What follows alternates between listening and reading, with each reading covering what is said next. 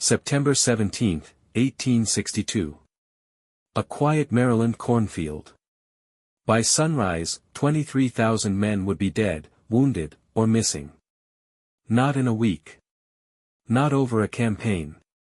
In a single day. One sunrise to one sunset. This is not just a story about a battle. This is a story about the day America looked into the abyss, and the abyss looked back. But before we go any further into that cornfield, before we walk those blood-soaked fields of Sharpsburg, I want to ask you something. If you're new here, please take 5 seconds right now and hit that subscribe button. Let's go back to 1862. To understand why Antietam happened, you have to understand how desperate the war had become. By the late summer of 1862, the Confederate Army under General Robert E. Lee had just humiliated the Union forces at the Second Battle of Bull Run.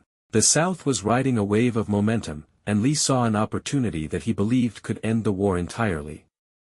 If he could carry the fight into Northern soil, if he could win a decisive victory on Union ground, European powers like Britain and France might finally recognize the Confederacy as a legitimate nation and intervene on their behalf. One bold move, Lee calculated, could change everything. So he led his army of Northern Virginia across the Potomac River into Maryland, beginning what history would call the Maryland Campaign. The stakes could not have been higher. This was not just another battle. This was a Confederate gamble for the soul of the war itself. On the Union side, General George McClellan was handed something almost miraculous. A Confederate courier had lost a copy of Lee's entire battle plan, Special Orders 191, wrapped around 3 cigars, lying in a field. A Union soldier found it. McClellan held in his hands the complete strategic blueprint of his enemy. He reportedly told his officers, "Here is a paper with which if I cannot whip Bobby Lee, I will be willing to go home." He had the advantage. He had the intelligence. He had the numbers. The Union Army of the Potomac outnumbered Lee's forces nearly 2 to 1. And yet, McClellan being McClellan, he waited. He hesitated. He moved with the caution of a man who feared losing more than he desired winning. That hesitation cost thousands of lives. The battle began before dawn on September 17, 1862, near the small town of Sharpsburg, Maryland, along a creek called Antietam. General Joseph Hooker's Union Corps pushed south through a 40-acre cornfield that would soon become one of the most horrifying pieces of ground in American history. The stalks of corn were taller than a man's head. Confederate General Stonewall Jackson had positioned his men along the edge of the woods on the far side. What followed was not war in any romantic sense of the word. It was slaughter. Hooker later wrote in his official report, "Every stalk of corn in the northern and greater part of the field was cut as closely as could have been done with a knife, and the slain lay in rows precisely as they had stood in their ranks a few minutes before." Back and forth the lines surged through that cornfield, 12 times over the course of the morning. 12 times. The ground ran red. Men who had been farmers, schoolteachers, blacksmiths, and boys of 17 were torn apart by cannon and rifle fire in rows, like wheat before a scythe.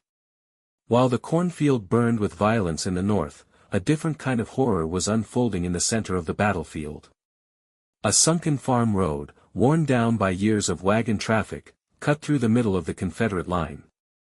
Confederate soldiers used it as a natural trench, lying in wait as Union troops charged across open ground toward them. The first Union assaults were devastated, men falling in waves before they even reached the road. But eventually, after hours of brutal fighting, Union forces found an angle from which they could fire directly down the length of the road. What happened next gave that road its name forever. The Confederate soldiers packed into that sunken lane were hit from the flank with withering fire. They fell on top of each other, body upon body, until the road itself was invisible beneath the dead. Survivors recalled that you could walk the entire length of that road without ever touching the ground. From that day forward, it was called Bloody Lane. A name earned in full. As the afternoon sun hung over Maryland, the fight shifted to the southern end of the battlefield. A stone bridge, just wide enough for 2 men to cross side by side, spanned Antietam Creek. Union General Ambrose Burnside had been ordered to take it and cross his forces to strike Lee's weakened right flank. What should have been a straightforward maneuver became a 3-hour nightmare. A few hundred Georgia sharpshooters, positioned on the high ground above the bridge, held off thousands of Union soldiers for the entire morning. Men charged the bridge again and again, cut down by concentrated fire, their bodies piling at the entrance. It was not until the afternoon that Union forces finally overwhelmed the defenders and crossed. The bridge, like the road before it, would carry the weight of its history forever. It is known today simply as Burnside Bridge.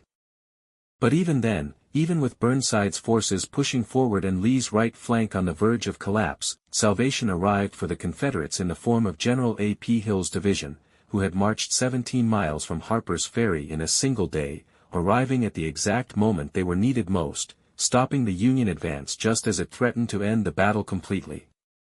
When the guns finally fell silent that evening, the numbers were almost impossible to comprehend. In a single day of fighting, approximately 3,654 men were killed outright, and over 19,000 were wounded or missing. 23,000 casualties. In one day. To put that in perspective, Americans lost fewer men on D-Day during World War II. The fields around Sharpsburg were so covered with bodies that witnesses described being unable to walk without stepping on the dead.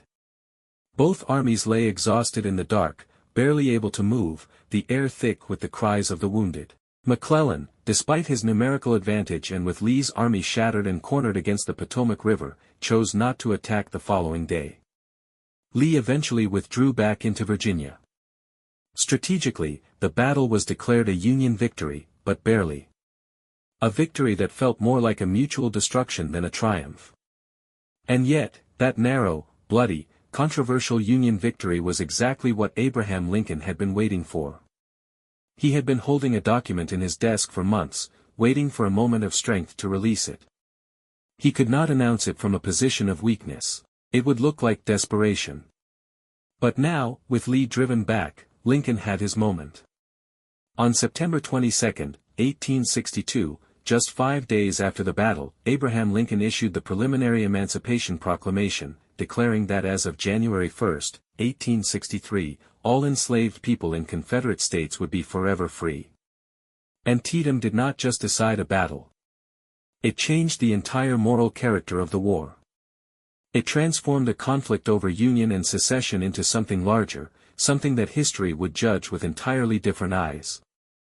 The cornfields of Sharpsburg are quiet now. The stone bridge still stands over the creek, just as it did that morning in September 1862. You can walk Bloody Lane today. You can stand where 23,000 men fell in a single rotation of the earth. And if you stand there long enough, in the right kind of silence, you can almost feel the weight of what happened there. America has never had another day like it. We must hope, with everything we have, that it never does again. Because on September 17, 1862, the United States of America did not just fight a battle. It bled out its contradictions, its failures, and its deepest sins onto a Maryland field, and emerged, slowly, painfully, and at tremendous cost, as something that at least had the chance to become better. That chance was purchased at the price of 23,000 souls. Remember them.